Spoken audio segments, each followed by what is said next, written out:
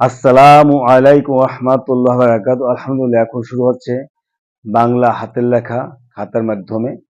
খাতার মাধ্যমে আমরা কিভাবে হাতের লেখা ভালো করব সেই জন্য এই ভিডিওটা করা হয়েছে। তা আপনারা সম্পূর্ণ ভিডিওটি দেখবেন এবং আমাদের সঙ্গে থাকবেন। আশা রাখি আপনাদের উপকার হবে। যদি ভিডিওটি দেখে ভালো লাগে তাহলে আপনারা সাবস্ক্রাইব করবেন এবং পরবর্তী ভিডিও আপনাদের কাছে। আলহামদুলিল্লাহ, খাতায় বাংলা লেখার অনুসরণ করার জন্য প্রস্তুত হয়েছি। বাংলা লেখা খাতায় লেখার জন্য সিলেটে লিখতে হয়, সিলেটে অনুসরণ করব লিখেছি। আজকে আমরা বাংলা স্বরবর্ণ এবং স্বরচিহ্ন আলোচনা করব। বাংলা স্বরবর্ণ 11টি এবং স্বরচিহ্ন 10টি। স্বরবর্ণ 11টি। এর পূর্বে আমরা জেনেছি স্বরবর্ণ 11টি লিখেছি। আজকে আমরা স্বরচিহ্নগুলো দেখাবো। স্বরচিহ্নর জন্য যে 10টি স্বরচিহ্ন, তার মধ্যে স্বরবর্ণর প্রথম বর্ণটি স্বর ওয়াতে কোনো স্বরচিহ্ন হয় না। পরেরগুলো যেমন স্বর আ, এই যে স্বর আ লিখছি, স্বর আতে আকার, স্বর আতে আকার। এরপরে রস্য ই, স্বর ও আর স্বরে গেল, রস্য ই, রস্য ইতে রস্য ইকার, রস্য ইতে রস্য ইকার। এরপরে দীর্ঘ ই,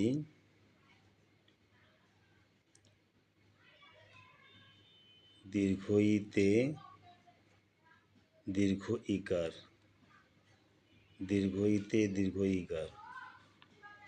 এরপরে রস্য উ, রস্য উ, রস্য উতে রস্য উকার। দীর্ঘ উ, দীর্ঘ উ, দীর্ঘ আমরা শিখেছি যে দুটো লেজ দিয়ে দীর্ঘ হয়ে যায়। দীর্ঘ উতে দীর্ঘ উকার, দীর্ঘ উতে দীর্ঘ উকার। এরপরে রি, রি, রিতে রিকার। এবার এ, এরপরে এ, এতে একার, এতে একার। ওই, ওইতে ওইকার, ওইতে ওইকার।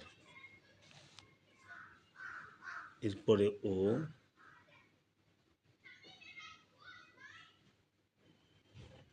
ওতে ওকার, ওতে ওকার। এবং ও, ওতে ঔকার। আমরা পেলাম ওতে 10টি স্বরচিহ্ন।